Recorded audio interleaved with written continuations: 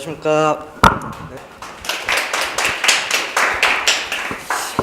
이번에 24회 법무사 시험에 합격한 김기찬이라고 하고요. 일단은 이 자리에서 제가 항상 수험생 입장에서 앉아서 이제 듣기만 했었는데 제가 이렇게 이렇게 얘기를 하게 돼가지고 저의 노하우를 설명드리게 돼서 되게 영광이라고 생각을 합니다. 일단은 제가 좀 많은 이야기를 좀 준비를 해 왔는데 필요하신 것만 생각을 하시고 약간의 이제 실수가 있더라도 좀 대화하는데 뭐 매끄러움이 좀 부족하더라도 양해를 좀 구합니다. 자, 일단은 제가 중요하게 생각하는 것은 마음가짐이라고 생각을 합니다. 그 마음가짐에서 가장 중요한 것은 공부를 시작한 계기, 내가 무슨 마음가짐으로 이 공부를 시작하게 됐고 이 시험을 준비하게 됐는가, 이 마음가짐이 시험 합격할 때까지 내가 2년, 3년 공부를 하는데 가장 중요한 부분을 차지하게 됩니다. 일단은 저의 예로서는 저는 군 입대 후에 법무사 사무실에 취업을 해가지고 1년 정도 취업을 했습니다. 1년 정도 이제 사무원으로 이렇게 다니다가 이제 사무원 강의가 있어요. 거기 가면 앞에서 이제 법무사님이 사무원들을 데리고 이제 교육을 하는데 그때 이제 배지가 너무 멋있어 보여가지고 나도 도전해 봐야겠다. 이렇게 도전하려는 마음을 가지고 서울에 올라가서 공부를 했죠. 그때 이제 부모님들께 다 말씀을 드리고 나는 무조건 합격해서 나가겠다. 이렇게 주변 사람들한테 다 말했어요. 이렇게 말하고 나니까 물러설 곳이 없더라고요. 저도 이제 그렇게 공부를 시작하게 됐는데 여기 계신 분들도 나이가 젊든 그리고 가정이 있든 간에 그 책임져야 될 무언가가 있을 때 그것을 가지고 내가 앞으로 꼭 해가지고 합격을 해서 내가 원하는 꿈을 가지고 내가 원하는 직업을 가지고 미래를 꾸려나갈 수 있도록 그런 마음가짐을 항상 생각하시길 바랍니다. 자, 그러면 이제 공부 방법에 대해서 설명을 드릴 건데요. 1차 시험에 있어서는 저는 기출 문제가 가장 중요하다고 생각을 합니다. 기출 문제가 왜 중요하냐면 저희 시험은 일단은 법원 행정처에서 주관을 하기 때문에 그 법원 관련직 시험 이제 9급, 7급 주사보 그리고 법원 사무관 승진, 법원 행시 그리고 법무사까지 요 5개의 시험이 되게 유기적으로 연결이 돼 있어요. 그러나 이제 각 시험마다 특징이 있는데 법원 사무관은 이제 실무 능력을 평가하기 위해서 약간 최신 판례의 비중이 많은 편이고 법원 행시는 약간 깊이 있는 문제들을 많이 출제를 하게 됩니다. 그런 부분을 이제 고려를 해가지고 법무사 시험에 가장 최적화될 수 있는 지문들을 뽑아가지고 공부를 하셔야 돼요. 그래서 제가 봤을 때는 저는 법무사 10년치 기출 문제를 모두 풀어보았고 이제 법원 관련직인 9급 그리고 7급 주사보 사무관 행시를 3년치를 풀어가지고 모두 이제 뽑아가지고 풀어보았습니다. 기본 마인드, 그러니까 1차 공부를 할 때 기본 마인드는 어떻게 공부할까를 항상 생각을 하셔야 됩니다. 제가 1차를 1년 동안 준비를 하고 2차를 2년 동안 준비를 했습니다. 근데 1차 때 합격했을 때 점수가 80점으로 약간 고득점을 했었고 2차 때는 한 번 꽈락을 했지만 그때도 평균 점수는 60점이 넘었어요. 꽈락을 맞았지만 그리고 올해 점수가 65점으로 이제 합격을 했는데 나름 고득점으로 합격을 했는데 그 이유는 제가 생각하기에는 매번 매일매일 어떻게 공부하면 짧은 시간 안에 이렇게 좀 알맞게 요령 있게 공부를 할 수 있을지 그거를 많이 생각했던 것 같습니다. 1차 때 제가 공부 방법으로 선택한 방법은 다독이라고 말씀드리고 싶습니다. 일단 전과목을 최소 10회독 이상 하였고 부족한 과목은 상법이라고 생각했어요. 가장 취약한 과목. 상법은 한 20회독 정도를 하게 됐었는데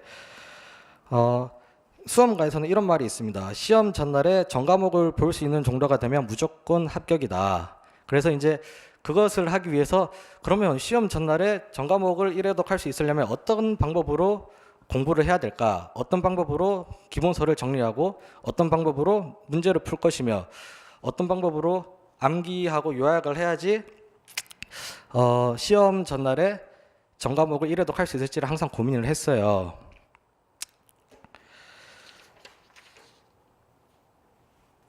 잠깐만 옷 좀 벗고 하겠습니다. 땀이 너무 많이 나가지고요. 잠시만요.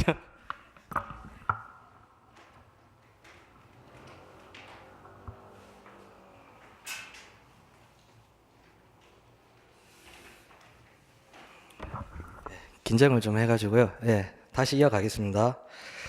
그래서 저는 기본 순환부터 12월까지는 학원 강의에 되게 충실하게 공부를 했습니다. 학원 강의에 되게 충실하게 수업 시간에 수업 듣고 집에 가서 복습을 하고, 대신 제가 이제 여기서 내가 여기서 여기서 내가 이제 마지막 무기를 만들어야겠다가 했을 때, 이제 다음에 넘어가는 12월 이후 1월부터 어떤 공부 방법을 택했냐면 2월 달인가 1월 달부터 모의고사가 매번 진행이 돼요. 한 달에 한 번. 그럼 그 시간은 내가 실점처럼 봐야겠다. 이 시간을 내가 시험 당일이라고 생각하고 실점처럼 보는데, 아까 말했던 시험 전날에 1회독 목표를 하기 위해서는 내가 어떤 공부 방법을 세워야 될까?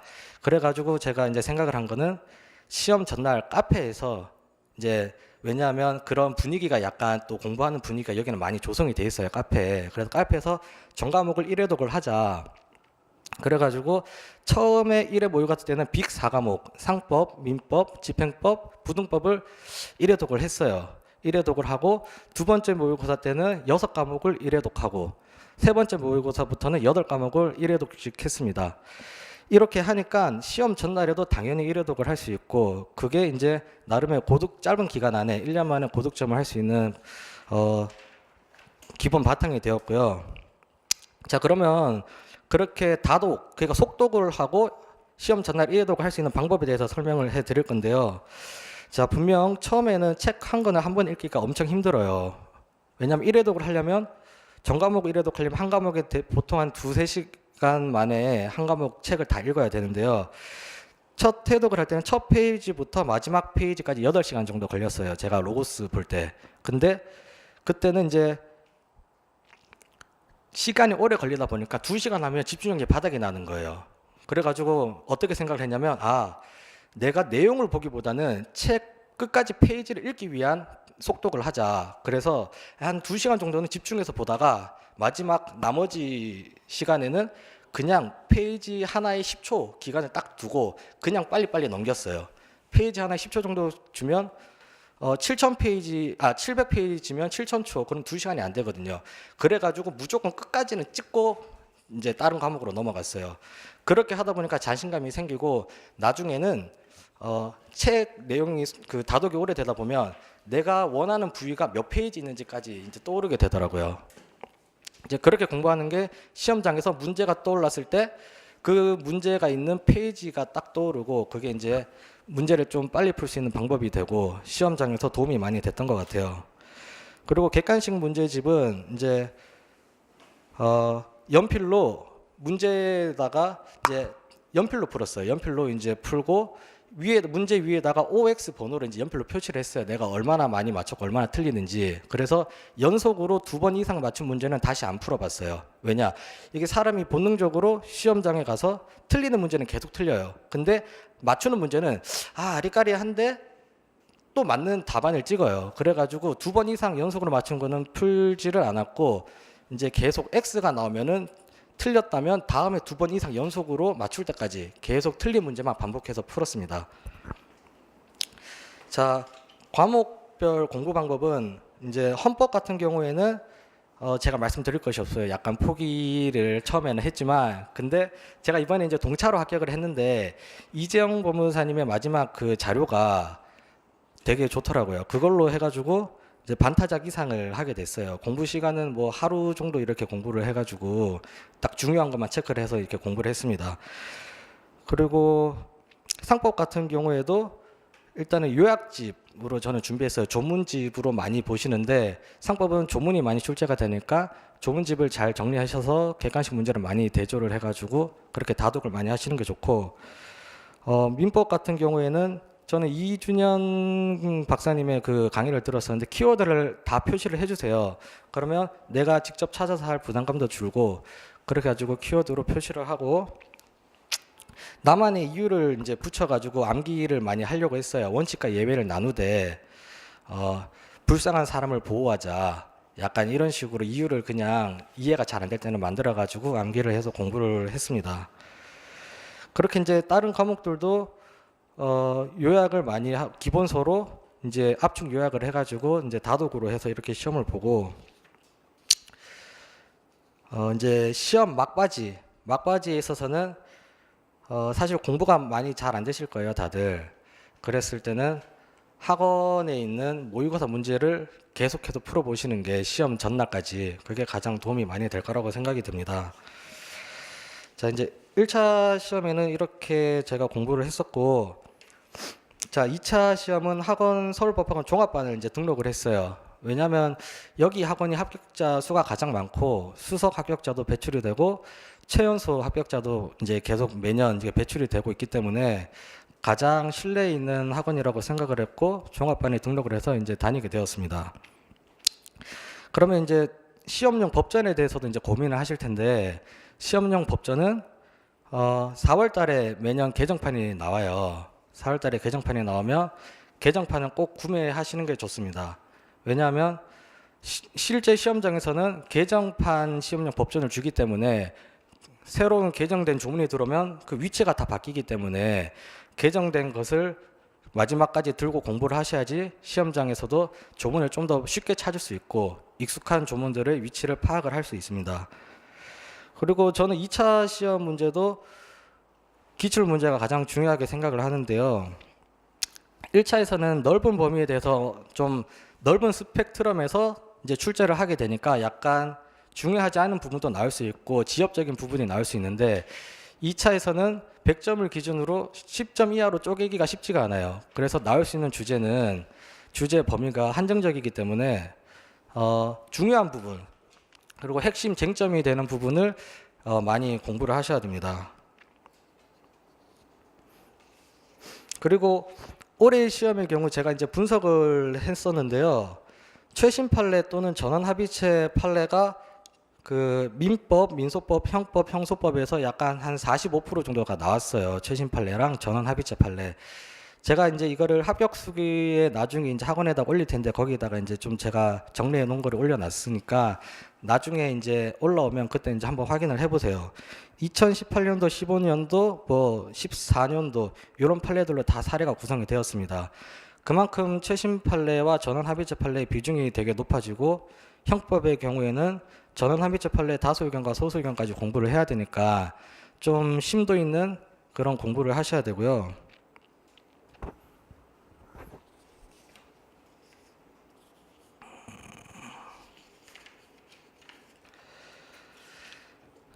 민법의 경우에는 기본 내용이 많이 빈출이 되고 올해 문제가 최신 판례의 사안을 토대로 구성되었다거나 하나 모의고사에도 충분히 연습한 사안입니다. 그리고 민소법도 최신 판례의 비중이 높고 이제 형법도 최신 판례의 비중이 높습니다. 그러니까 여러분들도 최신 판례를 많이 이제 보시고 사실관계를 많이 파악하셔가지고 하시는 게 중요하다고 생각이 되고요.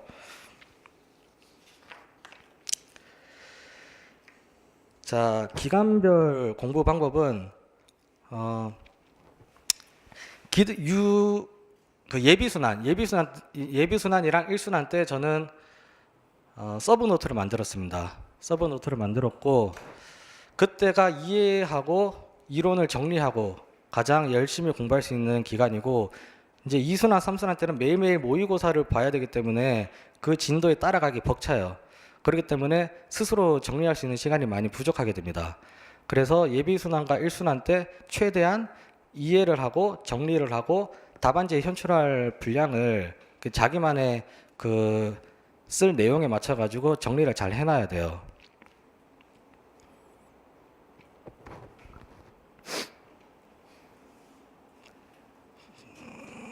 그리고 2차 시험 준비에 대해서 이제 제가 채점 결과에 대해서 생각을 많이 해봤는데요. 생각보다 기득권은 점수가 잘 안 나오고 약간 동차에서는 점수를 잘 주는 것 같아요. 이게 저도 이번에 제동차로 해가지고 합격을 했는데 기득권 때는 앞뒤 사람들이 다 잘 쓰니까 똑같이 써도 약간 평준화가 되는데 동차 때는 앞뒤 사람이 비교적으로 기득권들보다는 많이 못 쓰는 경우가 있습니다. 그러니까 동차 지금 여기 들으러 오시고 인터넷 강의로 이제 들으시는 분들이 아마 동차 합격을 준비하시는 분들도 꽤 있을 거라고 생각이 듭니다. 그럴 때는 포기하지 마시고 동차도 할 수 있다. 점수를 잘 주니까 가능성이 있다라고 생각을 하시고 공부를 하시면 될 것 같습니다. 제가 이제 후회되는 점은 공부를 하면서 멘탈 관리가 많이 부족했어요. 그래서 이제 제가 스스로에게 하는 말이 이제 자만과 자학 사이라고 하는데 모의고사 성적이 좋을 때는 되게 자만을 하게 되고 이제 반대로 떨어지게 되면 자학을 하게 됩니다. 이제 그런 상황에도 아까 처음에 말했듯이 내가 무조건 이거를 따가지고 어떻게 앞으로 나아가야 할지 합격하면 어떻게 달라질지를 항상 생각해서 포기하지 않으시면 합격을 하실 수 있으시고요. 지금 이제 합격 수기를 제가 사실 많이 써왔어요.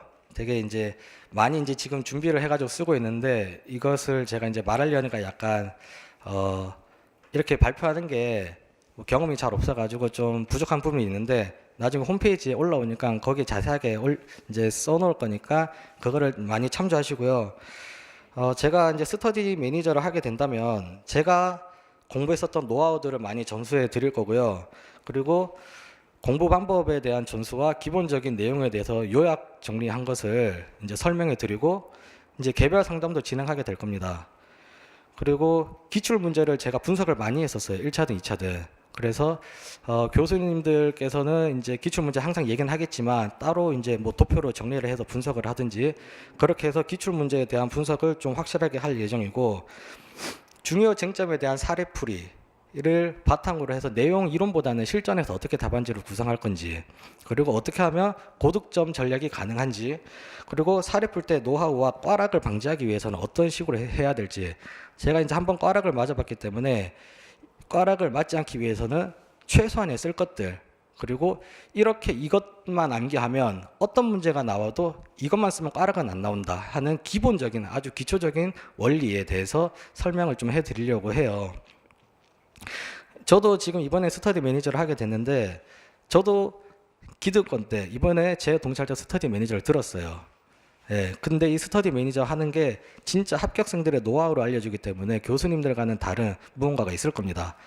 꼭 오셔가지고 한번 참석을 해서 들어보시는 게 좋고 이제 질문사항이 있어가지고 제가 이제 요거를 좀 체크를 해봤는데 2차 부동산 등기법 논술과 서류 점수 및 공부 요령을 부탁드립니다. 이렇게 이제 질문사항이 왔었어요. 그럼 일단 논술에 대해서 이제 제가 말씀드리고 싶은 말은 일단은 부등법이 꽈락이 잘 안 나오지만 기본 점수 이상을 받아야 되기 때문에 저는 모든 문제에 통용되는 기본 두 문자를 만들었어요. 부등법에는. 그래서 뭐 앞에 총론이 나오든 그리고 강론이 나오든 소유권 이전 등기 아니면 앞에 뭐 농지 취득 자격 증명 거기에 대해서 설명을 하시오라든지 모든 어떤 문제가 나와도 이 목차를 쓰면은 무조건 기본 점수 이상 받는다라는 그 제가 만들어 놓은 목차가 있습니다. 그런 목차를 하나를 정해 놓으면 이제 뭐가 나와도 두렵지가 않아요. 절대 꽈락이 나올 수가 없고 그런 이제 제가 공부했던 방법은 이제 스터디 매니저를 할 때 여러분들이 오시면 그때 이제 설명을 해 드리도록 하고요. 그렇게 하니까 제가 이제 점수는 동차 때는 많이 공부를 못했지만 29점이 나오고 기득권 때는 43점, 44점이 나왔어요. 그렇게 높은 점수는 아니지만 그렇다고 낮은 점수도 아닙니다. 70점 만점에.